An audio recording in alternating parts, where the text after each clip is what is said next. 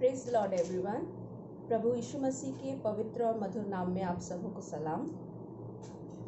आज जिस टॉपिक के विषय में मैं आपसे बात करना चाहती हूँ वो है उपवास।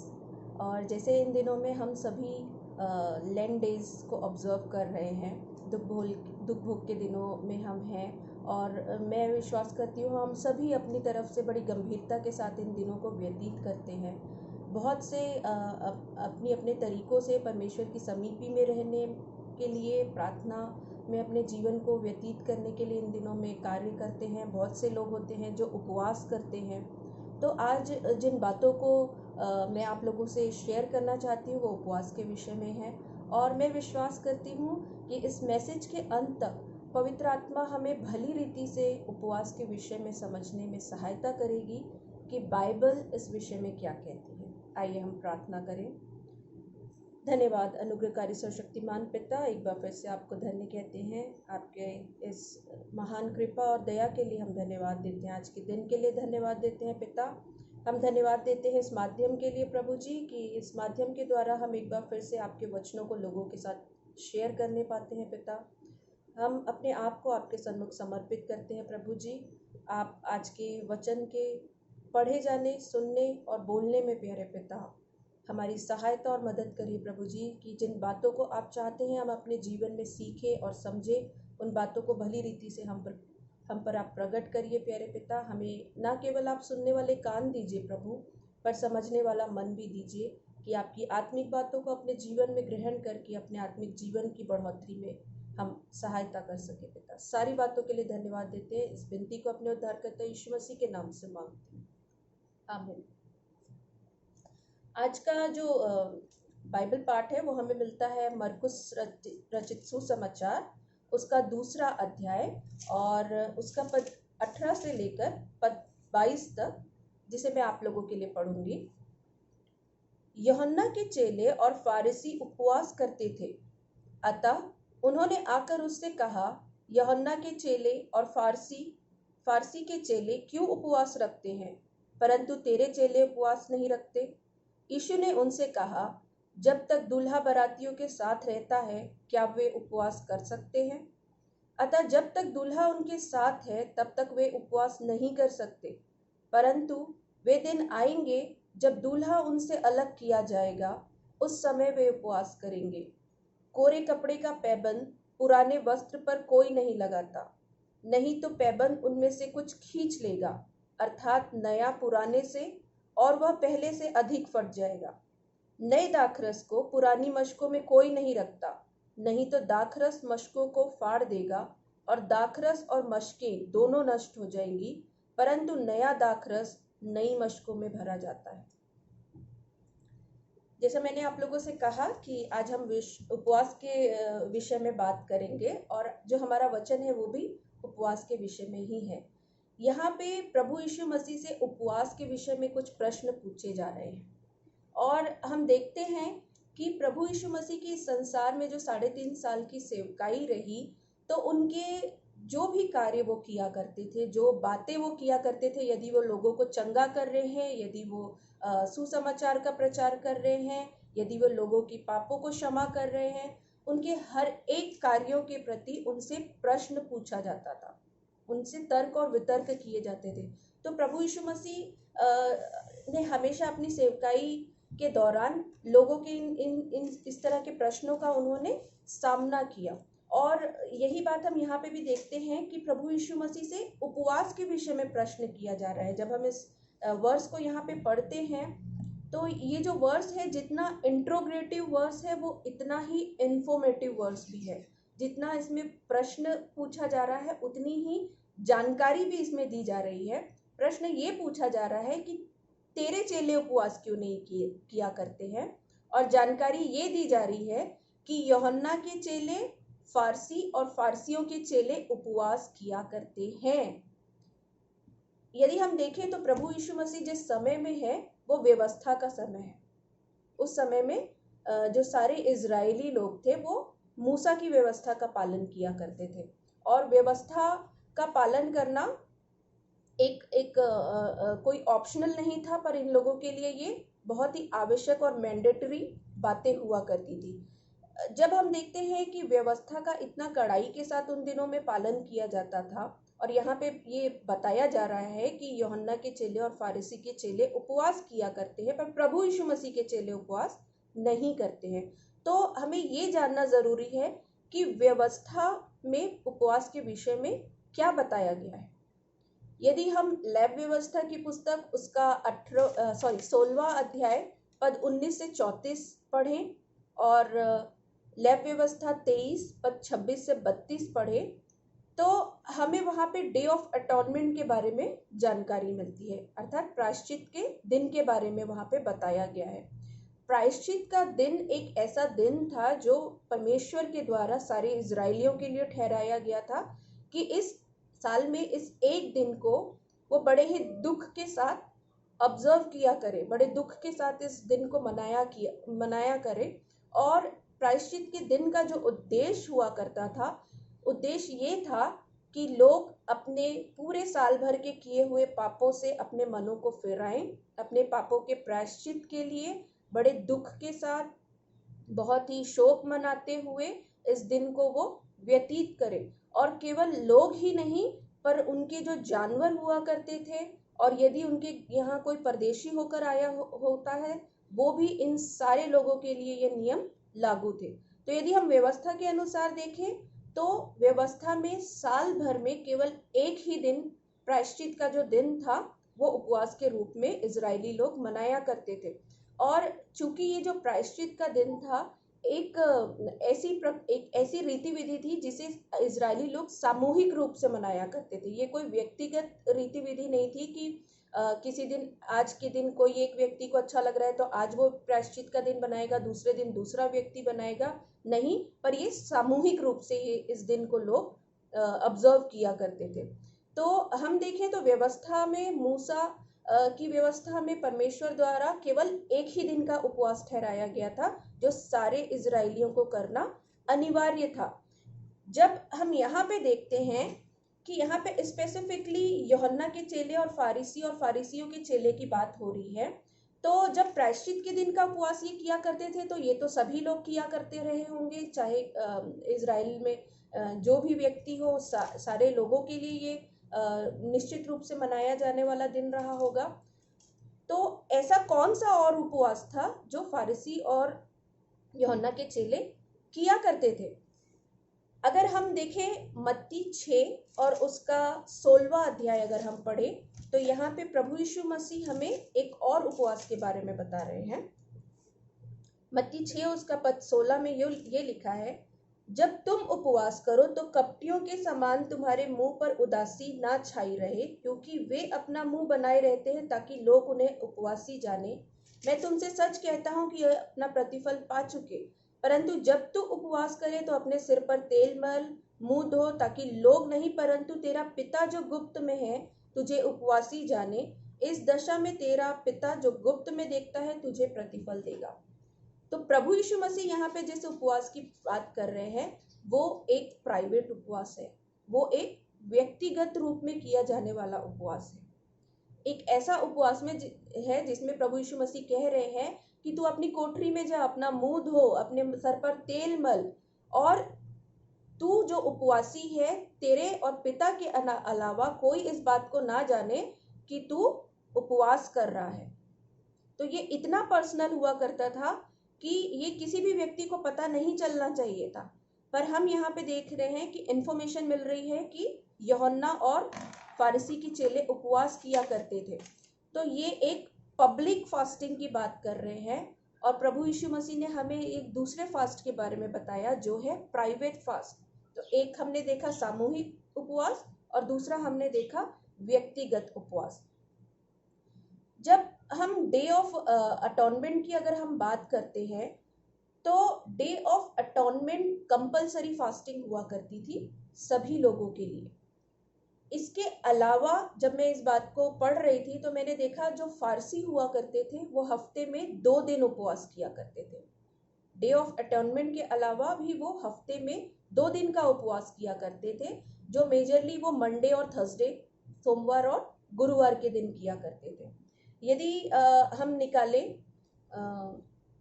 लूका 18 तो लूका 18 में प्रभु यीशु मसीह एक दृष्टांत देते हैं, एक चुंगी लेने वाले का दृष्टांत और फारसी का दृष्टांत। यदि आप इस दृष्टांत को पढ़ें तो हम देखते हैं कि प्रभु यीशु मसीह के जो भी दृष्टांत हुआ करते थे वो कोई किस्से या कहानियां नहीं हुआ करती थी। उन दृष्टांतों में उस समय की सच्चाई या तार्किक बातें उनमें प्रभु यीशु मसीह दिया करते थे और जिनसे सच्चाई का पता चलता था। तो जब हम इस चुंगी लेने वाले का और फारसी का दृष्टांत देखते हैं तो हम देखते हैं कि वहाँ पे जब ये फारसी प्रार्थना करता है भवन में जाके, तो वो कहता है कि मैं इस चुंगी लेने वाले के समान नहीं हूँ, पर मैं सप्ताह में 2 बार उपवास किया करता हूँ।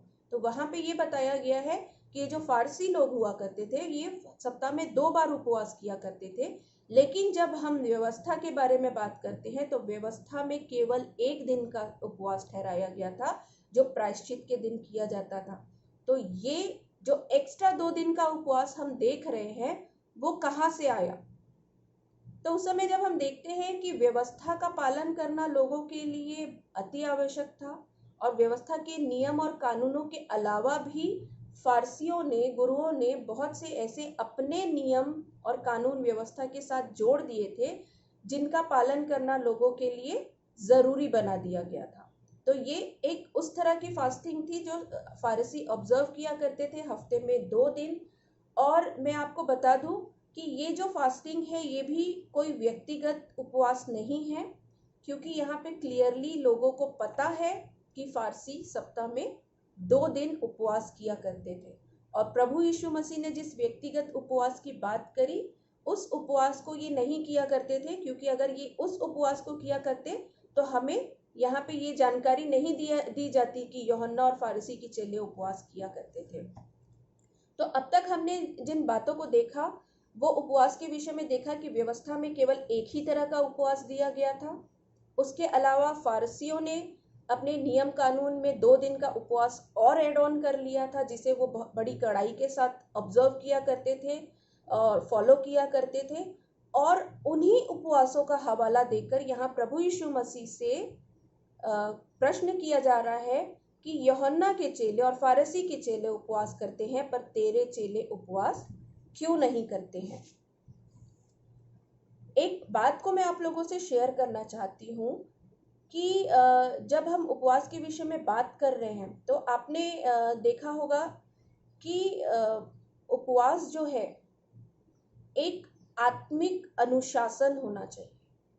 प्रभु यीशु मसीह जब कहते हैं कि व्यक्तिगत उपवास के बारे में बताते हैं तो वो इस बात को कहना चाहते हैं कि अनुशासन जो है हमारा व्यक्तिगत आत्मिक अनुशासन के रूप में हमें करना चाहिए। It should be a spiritual discipline.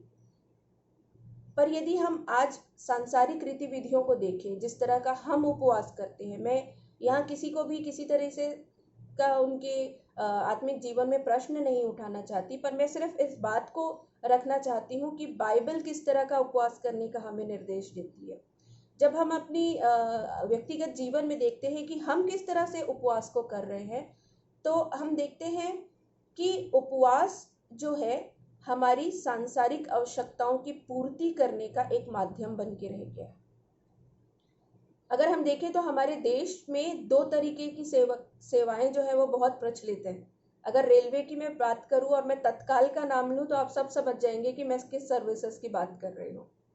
तो तत्काल सेवा जो होती है वो ये सेवा हो रही है कि जब आपका काम नहीं बन रहा है, जब आपका नंबर नहीं लग रहा है, तो क्यों नहीं आप तत्काल सेवा का उपयोग करते, क्यों नहीं आप तत्काल सेवा लेते कि आपका नंबर जल्दी आ जाए, आपका काम जल्दी हो जाए।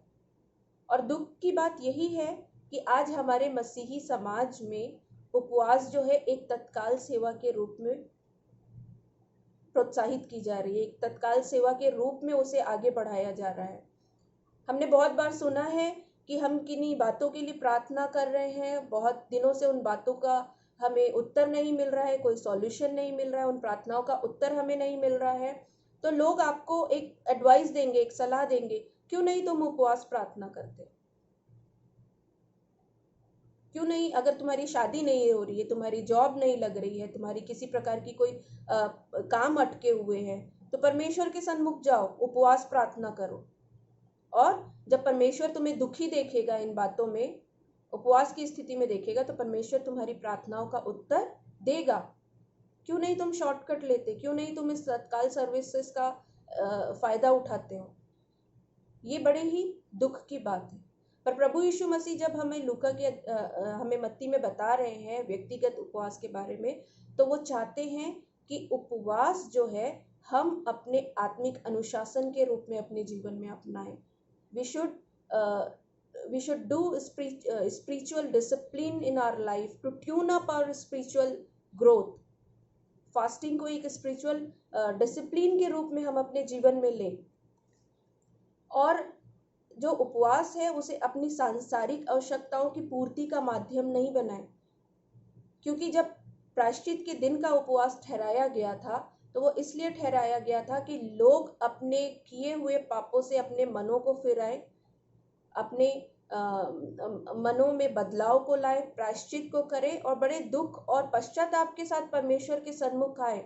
और जिस संबंध को उन्होंने अपने परमेश्वर के साथ बिगाड़ लिया है, इन दिनों में शोक मनाते हुए, पश्चाताप करते हुए परमेश्वर के साथ अपने संबंधों को वो सुधार सके, परमेश्वर के साथ एक नए संबंध को वो स्थापित कर सके। पर क्या हम आज उसी उद्देश्य के साथ उपवास को करते हैं, या हमने उपवास को अपनी सांसारिक आवश्यकताओं की पूर्ति करने का एक माध्यम बना के रखा है? तो इन बातों को हमें अपने जीवन में एक बार फिर से जांचना है। दूसरी बात, यदि हम इस वचन में आगे बढ़े, मरकुस की ही किताब 2 अध्याय पद 18 से 22 में, तो पद 19 में हम देखते हैं कि यहाँ पे प्रभु यीशु मसीह इस बात का जवाब दे रहे हैं। और जो सबसे अच्छी बात मुझे लगा करती थी कि जब कभी भी प्रभु यीशु मसीह से कोई प्रश्न पूछा जाता था, तो वो सीधे रूप में उसका जवाब नहीं देते थे। उनका जो जवाब होता था बहुत घुमा फिरा के होता था। वो हमेशा दृष्टांतों में या उदाहरण के रूप में लोगों को अपनी बातों का जवाब दिया करते थे। और यहाँ पे भी हम देखें तो प्रभु यीशु मसीह कहते हैं कि जब तक दूल्हा बारातियों के साथ है, क्या वे उपवास कर सकते हैं?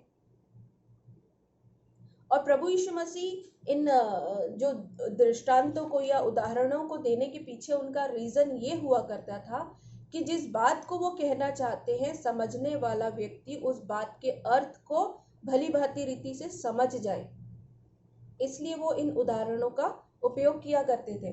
और उसी तरह यहाँ पे प्रभु यीशु मसीह दूल्हे का उदाहरण दे रहे हैं कि जब तक दूल्हा उनके साथ है, क्या वो उपवास कर सकते हैं?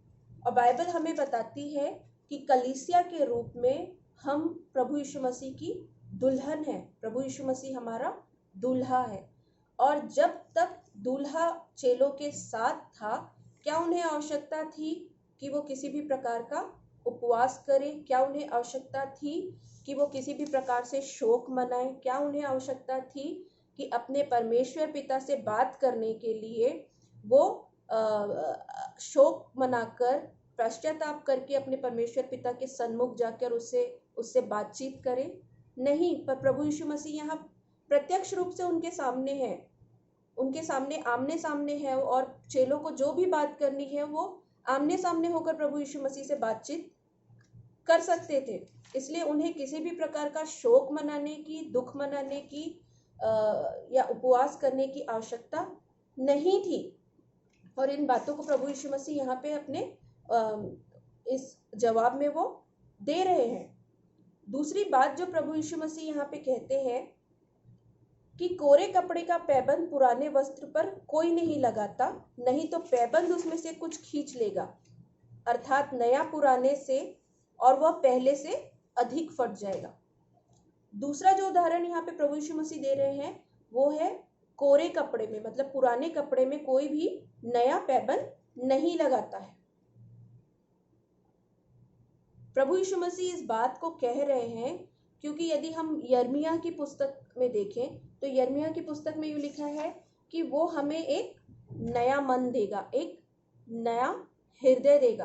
प्रभु यीशु मसीह इस संसार में व्यवस्था को पूरा करने के लिए आए थे, व्यवस्था को खत्म करने के लिए नहीं आए थे, किसी भी प्रकार का रिबेलियस एटीट्यूड लोगों में जगाने के लिए वो नहीं आए थे, पर वो इस संसार में इसलिए आए थे कि वो व्यवस्था को पूरी कर सके।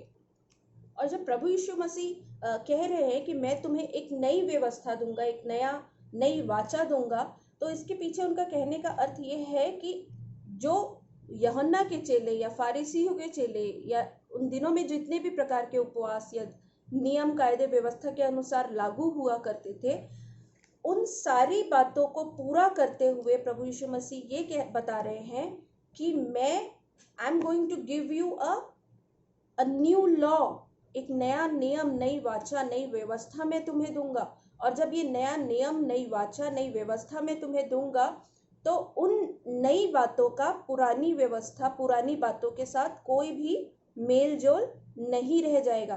तब तुम व्यवस्था की उन पुरानी बातों के अधीन नहीं रहोगे, पर तुम नई वाचा में जोड़ लिए जाओगे। और इसीलिए जब पुराने कपड़े का नए कपड़े के साथ पैबंद नहीं लगाया जाता, उस बात का उदाहरण प्रभु यीशु मसीह यहाँ पे दे रहे हैं। There is no mixing, there is no patch of old with new. दूसरी बात जो प्रभु यीशु मसीह कह रहे हैं कि जब दूल्हा तब तक वे उपवास नहीं करते जब तक दूल्हा उनके साथ रहता है, परंतु वे दिन आएंगे जब दूल्हा उनसे अलग किया जाएगा, उस समय वे उपवास करेंगे। और यहाँ पे प्रभु यीशु मसीह अपनी मृत्यु के बारे में बता रहे हैं। क्या जब तक दूल्हा उनके साथ है, स्वयं प्रभु यीशु मसीह जीवित परमेश्वर उनके साथ है, उन्हें किसी भी प्रकार से कोई शोक करने का कारण उनके पास था? नहीं। पर जब वो दूल्हा इस संसार से चला जाएगा, अर्थात जब प्रभु यीशु मसीह का स्वर्गरोहण हो जाएगा, वो स्वर्ग को उठा लिए जाएंगे, और जब वो चेलों के साथ नहीं रहेंगे, तब वो दिन आएंगे कि चेले भी उपवास और प्रार्थना करेंगे। और उन्होंने ये किया भी। जब प्रभु यीशु मसीह का पुनरुत्थान हुआ और उसके बाद जब वो स्वर्ग में उठा लिए गए, तब चेलों ने अपने आप को कोठरी में बंद किया और उन्होंने उपवास किया, और एक नई सामर्थ को उस उपवास और प्रार्थना के साथ उन्होंने परमेश्वर से ग्रहण किया, क्योंकि उस उपवास के द्वारा उन्होंने एक नए संबंध को अपने परमेश्वर के साथ स्थापित किया। दूसरी बात जो प्रभु यीशु मसीह यहाँ पे बता रहे हैं कि नए दाखरस को पुरानी मशकों में नहीं रखा करते, नहीं तो दाखरस मशकों को फाड़ देगा और दाखरस और मशकें दोनों नष्ट हो जाएगी। जब नया दाखरस बनाया जाता है और उसे नई मशक में रखना इसलिए ज़रूरी होता है क्योंकि जब वो दाखरस में फर्मेंटेशन का प्रोसेस होगा, तो जो गैसेस निकलेंगी वो गैसेस उस पुरानी मशक को पुरानी मशक जो है उस फर्मेंटेशन के प्रोसेस को, उन गैसेस को सह नहीं पाएगी, और उन गैसेस के कारण वो पुरानी मशक फट जाएगी, टूट जाएगी, और उससे ये होगा कि दाखरस भी नष्ट हो जाएगी और उसको रखने वाली मशक भी नष्ट हो जाएगी। पर उस फर्मेंटेशन को सहने के लिए ज़रूरी है कि नई मशक के साथ नया दाखरस रखा जाए। और जीसस जो है उसी बात को प्रभु यीशु मसीह यहाँ पे कह रहे हैं। Jesus came to this world to renew the whole system. Jesus is renewing the whole system. जो सारी पुरानी व्यवस्था की बातें थी उनको वो नया करना चाहते थे, उनको एक नई वाचा में इन लोगों को वो बांटना चाहते थे, और इसलिए वो इस नई मशक का उदाहरण दाखरस के साथ जोड़ते हैं। और प्रभु यीशु मसीह बताते हैं कि उनकी जो ये नई बातें हैं उन नई बातों के साथ पुरानी व्यवस्था की बातों का तुम किसी भी प्रकार से मेलजोल नहीं कर सकते हो। जो नई वाचा है उसको तुम किसी भी प्रकार से पुरानी बातों के साथ जोड़ नहीं सकते हो, क्योंकि इसीलिए कहा गया है कि जो कोई मसीह में है वो नई सृष्टि है। देखो पुरानी बातें बीत गई और अब सब कुछ नया हो गया है। और इन नई बातों को, इन नई व्यवस्था की बातों को जब प्रभु यीशु मसीह हमारे मन में बोना चाहते हैं, तो वो चाहते हैं कि तुम बड़ी दृढ़ता के साथ इन बातों को अपने जीवन में ग्रहण करो, ताकि जो पुरानी बातें हैं वो पूरी रीति से तुम्हारे हृदय से खत्म हो जाए, पूरी रीति से तुम्हारे सोच और विचारों से, तुम्हारे जीवन से वो निकल जाए। तब जो नयापन प्रभु यीशु मसीह हमारे अंदर लाना चाहते हैं उन बातों को हम अपने जीवन में ग्रहण कर सकेंगे। और इसीलिए हमें ये समझना ज़रूरी है कि हम अपने जीवन में उपवास क्यों कर रहे हैं। क्या हम अपनी सांसारिक आवश्यकताओं को पूरा करने के लिए अपने जीवन में उपवास का सहारा ले रहे हैं? क्योंकि प्रभु यीशु मसीह कहते हैं कि मांगोगे तो तुम पाओगे और ढूंढोगे तो तुम्हें मिलेगा।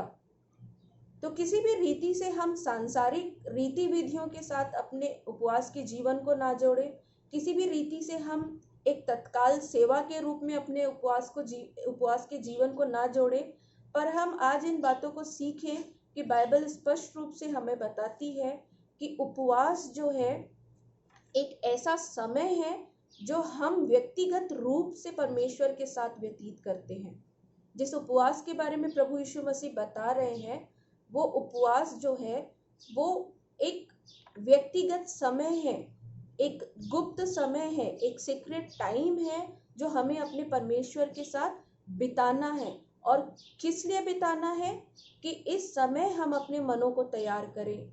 यदि बीते दिनों में हमने अपने जीवन में कुछ ऐसे कामों को किया है, यदि कुछ पापों को हमने अपने जीवन में रखा है, उन बातों से हम अपने मनों को फेरें, अपने पश्चाताप के मन को परमेश्वर के सन्मुख लाएं, अपने मनों को परमेश्वर के सन्मुख लाके तैयार करें। और जो संबंध हमने अपने परमेश्वर पिता के साथ बिगाड़ लिया है, एक बार फिर से परमेश्वर से क्षमा मांगते हुए, दुख मनाते हुए, अपने कंफर्ट को छोड़ते हुए, अपनी सांसारिक बातों को छोड़ते हुए, बड़ी गंभीरता के साथ परमेश्वर के सन्मुख रहकर इन दिनों को हम बिताएं। और जो संबंध हमने अपने परमेश्वर के साथ बिगाड़ लिया है, उस संबंध को एक बार फिर से हम स्थापित करें। और ये बहुत ज़रूरी है कि एक मसीही विश्वासी को अपने जीवन में उपवास को एक आत्मिक अनुशासन के रूप में लेना चाहिए। एक समय निर्धारित करना चाहिए अपने जीवन में। वो समय कोई भी हो सकता है, क्योंकि अब हम उस पुरानी व्यवस्था के अधीन नहीं है जब हमें अपने पापों के प्रायश्चित के लिए पूरे साल भर का इंतज़ार किया जाता था और साल में केवल एक बार हमें समय मिलता था कि हम अपने पापों के प्रायश्चित को करें और उस डे ऑफ अटॉनमेंट को ऑब्जर्व करें, प्रायश्चित के दिन को मनाएं।